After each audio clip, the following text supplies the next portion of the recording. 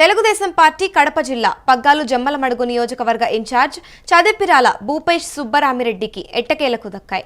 2 నెలల నుంచి జిల్లా అధ్యక్షుల పీఠంపై ఉత్కంఠ కొనసాగుతూ ఉండగా ఎట్టకేలకు ముఖ్యమంత్రి చంద్రబాబు నాయుడు కార్యాలయం నుంచి ప్రకటించారు. యువగళం పాదయాత్రలో భాగంగా జమ్మలమడుగుకు లోకేష్ వచ్చిన సమయంలో జిల్లా మెత్తమేకగా రాష్ట్రం మొత్తం జమ్మలమడుగు నియోజకవర్గ వైపు చూసేలా భూపేష్ రెడ్డి ఏర్పాట్లు చేశారు. కానీ విని ఎరగని రీతిలో జనాలు పోగు చేశారు. దేవగుడి నారాయణ రెడ్డి కుమారుడిగా అటు ఎమ్మెల్యే ఆదినారాయణ రెడ్డికి రాజకీయ వారసుడిగా అన్ని విధాల అర్హుడని ప్రచారం జరుగుతోంది. ఇదే అంశంపై పూర్తి సమాచారం మా ప్రతినిధి కిరణ్ అందిస్తారు. చెప్పండి కిరణ్, ఇప్పుడు కడప టీడీపీ జిల్లా అధ్యక్షుడిగా భూపేష్ రెడ్డి ఎంపిక వెనుక కారణాలు ఏంటంటారు? అమూల్య, టీడీపీ అధిష్టానం ఒక కీలక నిర్ణయం తీసుకుంది. ఏదైతే సీఎం నారా చంద్రబాబు నాయుడు పార్టీకి సంబంధించిన వ్యవహారాలన్నీ వరుసగా చక్కబెట్టుకుంటూ వస్తున్నాడు. అయితే జిల్లా అధ్యక్షుల పదవులు ఖరారు చేశారు. ఈ ప్రస్తుతం కడప జిల్లా అధ్యక్షుడుగా ఉన్న ఆర్ శ్రీనివాస్ రెడ్డి స్థానంలో జమ్మలమడుగు గతంలో ఇన్ఛార్జ్ గా ఉన్నారు. తర్వాత కడప పార్లమెంట్ అభ్యర్థిగా పోటీ చేసి ఓడిపోయిన భూపేష్ రెడ్డి వైపు టీడీపీ అధిష్టానం మొగ్గు చూపినట్టు సమాచారం వినిపిస్తుంది. అయితే కన్ఫర్మేషన్ రాష్ట్ర వ్యాప్తంగా పేర్లు అయితే లీక్ ఇచ్చారు, కానీ ఇప్పటి వరకు కన్ఫర్మేషన్ ఏది ఏ జిల్లాకు సంబంధించిన అధ్యక్షుని కన్ఫర్మేషన్ లెటర్ రాలేదు. ఇది కేవలం ఊహాగానాలా లేక పార్టీ వ్యూహాత్మకంగా లీక్ చేసిందా అనేది కూడా ఒక చర్చ నడుస్తుంది. ప్రస్తుతానికి ఏదైతే ఉందో కడప జిల్లాలో కడప ఎమ్మెల్యే మాధవిరెడ్డి భర్త ఆర్ శ్రీనివాస్ రెడ్డి కడప జిల్లా అధ్యక్షుడిగా ఉన్నాడు. ఆయన ప్రతిపక్షంలో ఉన్నప్పుడు కూడా 2019 తర్వాత టీడీపీ అధికారం కోల్పోయింది. వైసీపీ అధికారంలోకి వచ్చిన తర్వాత ఏదైతే కడప జిల్లా అధ్యక్షుడిగా ఆర్ శ్రీనివాస్ రెడ్డి బాధ్యతలు చేపట్టారు. ఏదైతే ప్రతిపక్షంలో ఉన్నప్పుడు బాధ్యతలు చేపట్టారో అధికారంలోకి వచ్చి దాదాపు 18 నెలలు అయింది. ఈ 18 నెలల్లో కూడా ఆయన అధ్యక్షుడిగా ఉన్నారు. ప్రస్తుతం ఏదైతే రాష్ట్ర వ్యాప్తంగా జిల్లా అధ్యక్షుల మార్పులో భాగంగా ఏదైతే కడప జిల్లా అధ్యక్షులు మార్చారు అంటూ ఒక ప్రచారం నడుస్తుంది. దీనికి సంబంధించిన కన్ఫర్మేషన్ ఇంకా రావాల్సి ఉంది. ఏదైతే శ్రీనివాస్ రెడ్డి స్థానంలో భూపేష్ రెడ్డిని నియమించారని ఒక ప్రచారం అయితే నడుస్తుంది. గత పార్లమెంట్ ఎన్నికల్లో కడప ఎంపీగా పోటీ చేశారు, తీవ్ర పోటీ ఇచ్చారు. వైసీపీ అధినేత జగన్మోహన్ రెడ్డి తమ్ముడు ఏదైతే అవినాష్ రెడ్డి పోటీ చేశారో అవినాష్ రెడ్డి అతి స్వల్ప మెజార్టీ దాదాపు 60,000 మెజార్టీతోనే నెగ్గడం జరిగింది. గతంలో ఆయన 2014, 2019లో ఆయన ఎలక్షన్ లో పోటీ చేసినప్పుడు దాదాపు 2 లక్షల పైజీలకు వచ్చిన మెజార్టీ 2024 వచ్చేసరికి అది 60,000 లోపు పడిపోయింది. కేవలం పులివెందులలో వైసీపీ అధినేత జగన్మోహన్ రెడ్డికి వచ్చిన 60,000 మెజార్టీతో అవినాష్ రెడ్డి గెలవడం జరిగింది. ఇలాంటి పరిస్థితుల్లో ఏదైతే భూపేష్ రెడ్డి గట్టి పోటీ ఇచ్చారు, జిల్లా వ్యాప్తంగా జిల్లా స్థాయిలో ఉన్న 7 పార్లమెంట్ సెగ్మెంట్ లో బలం నిరూపించుకున్నారు. అయితే క్రాస్ ఓటింగ్ నేపథ్యంలో వైసీపీ మెజార్టీ రావడం, అవినాష్ రెడ్డి ఎంపీకి గెలవడం జరిగింది. ఏదైతే లోకేష్ గతంలో ప్రతిపక్షంలో ఉన్నప్పుడు లోకేష్ పాదయాత్రలో కూడా కీలక పాత్ర పోషించిన భూపేష్ కు కడప జిల్లా అధ్యక్ష బాధ్యతలు ఇచ్చారని ఒక ప్రచారం నడుస్తుంది. ఏదైతే జమ్మలమడుగు ప్రజెంట్ ఎమ్మెల్యే బీజేపీలో ఉన్న ఆదినారాయణ రెడ్డి వారసుడిగా భూపేష్ రెడ్డి సరైన వ్యక్తి అంటూ జిల్లాలో కూడా ప్రచారం జరుగుతుంది. అమూల్య, మరి ఇప్పుడు ఒకవేళ తొలగిస్తే ఆర్ శ్రీనివాస్ రెడ్డికి పార్టీలో కొత్త బాధ్యతలు ఇచ్చే అవకాశాలు ఉన్నాయంటారా?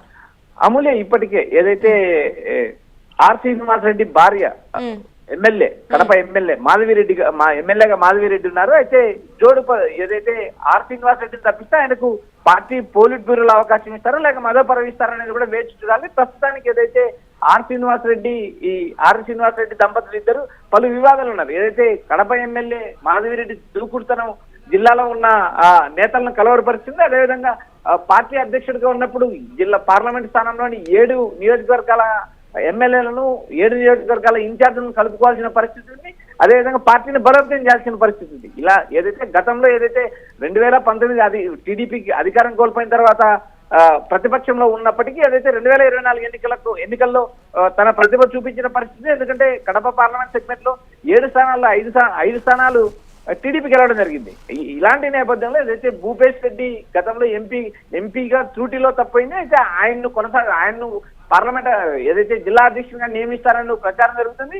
ఇది ఈ రోజు కన్ఫర్మేషన్ అయ్యే అవకాశం ఉంది. ఓవరాల్ గా రాష్ట్ర వ్యాప్తంగా ఉన్న అన్ని జిల్లాల్లో ఒక్కొక్క పేరు మాత్రమే తెరపైకి వచ్చింది. ఆ ఒక్క పేరు మాత్రమే లీక్ ఇవ్వడం జరిగింది. కడప జిల్లాలో మాత్రం 2 పేర్లు, ఏదైతే ఆర్ శ్రీనివాస్ రెడ్డితో పాటు భూపేష్ రెడ్డి, వీరిద్దరిలో ఒకరికి కన్ఫర్మేషన్ అవుతుందని ప్రచారం నడుస్తుంది. ఇప్పటికైతే ఏదైతే టీడీపీకి అనుకూలంగా ఉన్న మీడియా అయితే భూపేష్ రెడ్డికి పదవి ఏదైతే జిల్లా అధ్యక్ష పదవి ఖరారైంది, ఆయనే జిల్లా అధ్యక్షుడు అంటూ దాదాపు అన్ని మీడియాలు కూడా ప్రకటించడం జరిగింది. అయితే అఫీషియల్ గా టీడీపీ కన్ఫర్మ్ చేయాల్సిన పరిస్థితి, అది ఈ రోజు లెటర్ వచ్చే అవకాశాలు ఉన్నాయి. అమూల్య, రైట్. మరి ఇప్పుడు చూసుకుంటే ఒకవేళ ఈ మార్పు జరిగితే కడప జిల్లాలో టీడీపీ రాజకీయంగా లాభం చేకూరుతుందనే నమ్మకం ఉందంటారా?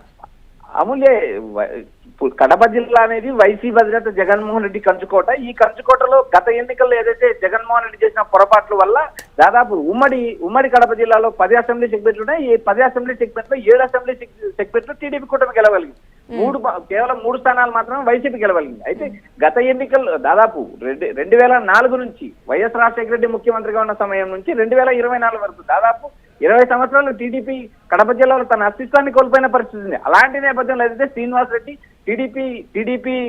టీడీపీని పట్టాలెక్కించగలిగారు, జిల్లాలో టీడీపీని సమర్థవంతంగా నడిపారు. ఆయన ఆధ్వర్యంలోనే దాదాపు 7 అసెంబ్లీ స్థానాల్లో 5 అసెంబ్లీ స్థానాలు గెలవగలిగింది. అయితే శ్రీనివాస్ రెడ్డి ప్రతిభతో పాటు సీఎం చంద్రబాబు నాయుడుతో పాటు కూటమి ఏదైతే పవన్ కళ్యాణ్ గాలి కూడా కలిసి రావడంతో టీడీపీ కూటమి అధికారంలోకి వచ్చింది. ఇలాంటి పరిస్థితుల్లో ఏదైతే కడపలో ప్రతిభ చూపిన ఆర్ శ్రీనివాస్ రెడ్డికి మళ్ళీ పదవి కొనసాగింపు వస్తుందా, లేదా చివరి వరకు ఏదైతే ఎంపీ అవినాష్ రెడ్డితో పోరాడి దాదాపు తక్కువ మెజార్టీతో ఓడిపోయిన అవినాష్ రెడ్డికి బాధ్యతలు అప్పచెప్తారనేది కూడా మనం వేచి చూడాలి.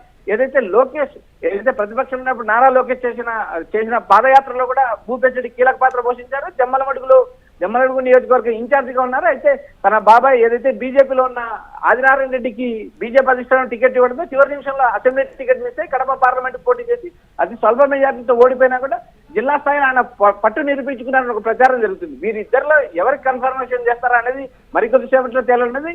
ఏదైతే శ్రీనివాస్ రెడ్డి పొడిగింపు ఉంటుందా లేక భూపేశ్ రెడ్డికి అధికార బాధ్యతలు ఇస్తారా అనేది వేచి చూడాలి. Amulya. Right, thank you Kiran.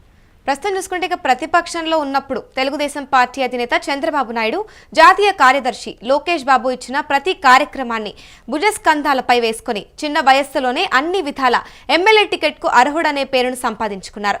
2024 ఎన్నికల్లో అనివార్య కారణాల వల్ల కూటమిలో భాగంగా బీజేపీకి జమ్మలమడుగు టికెట్ కేటాయించడం వల్ల భూపేష్ రెడ్డిల చిరకాల కోరిక తీరకుండా పోయింది. అయితే చిన్నాన్న ఆదినారాయణ రెడ్డి, తండ్రి నారాయణ రెడ్డిలు చంద్రబాబుతో అండతో పార్లమెంటు సభ్యులుగా పోటీ చేశారు. కడప పార్లమెంట్ పరిధిలో కడప, పులివెందుల, కమలాపురం, జమ్మలమడుగు, మైదుకూరు, ప్రొద్దుటూరు, బద్వేలు వంటి 7 ఎమ్మెల్యే నియోజకవర్గాల్లో భూపేష్ రెడ్డి ఒక పులివెందుల నియోజకవర్గంలో సైతం వైసీపీ ఎంపీ అభ్యర్థి వైఎస్ అవినాష్ రెడ్డి ఓటింగ్ శాతాన్ని భారీగా తగ్గించారు.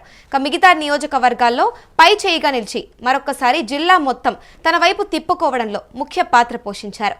ఎంపీగా ఓడిపోయినా జిల్లా ప్రజల మనస్సును భూపేష్ రెడ్డి దోచుకున్నారు. కూటమి ప్రభుత్వం అధికారంలోకి వచ్చిన తర్వాత కడప జిల్లాలో తెలుగుదేశం పార్టీ మహానాడు కార్యక్రమంలో చురుకైన పాత్ర పోషించారు. టీడీపీ అధికారంలోకి రాకముందు పులివెందుల నుంచి పట్టభద్రుడు ఎమ్మెల్సీగా రామగోపాల్ రెడ్డి పోటీ చేస్తే ఆయన గెలుపును భూపేష్ భుజాన వేసుకుని గెలిపించడంలో చురుకైన పాత్ర పోషించారు. ఇటీవలే జరిగిన పులివెందుల జెడ్పీటీసీ ఉప ఎన్నికల్లోనూ భాగస్వామ్యమైన పార్టీ అభ్యర్థికి గెలుపునకు కృషి చేశారు. మంగళవారం భూపేష్ రెడ్డికి పగ్గాలు దక్కడంతో సంతోషం వ్యక్తం చేస్తున్నారు. మరోవైపు 42 సంవత్సరాలకే జిల్లా బాధ్యతలు తీసుకున్న చిన్న వయస్కుడిగా కూడా జిల్లాలో నిల్వనున్నారు. ఇన్నాళ్ల కష్టానికి సరైన న్యాయం జరిగిందని అభిమానులు, కార్యకర్తలు, నాయకులు భావిస్తున్నారు. తనపై మరింత బాధ్యతను పెంచిన ముఖ్యమంత్రి చంద్రబాబు నాయుడుకు, మానవ వనరుల శాఖ మంత్రి లోకేష్కు సహకరించిన ప్రతి ఒక్కరికి కృతజ్ఞతలు తెలుపుతున్నట్లు ఒక ప్రకటనలో తెలిపారు.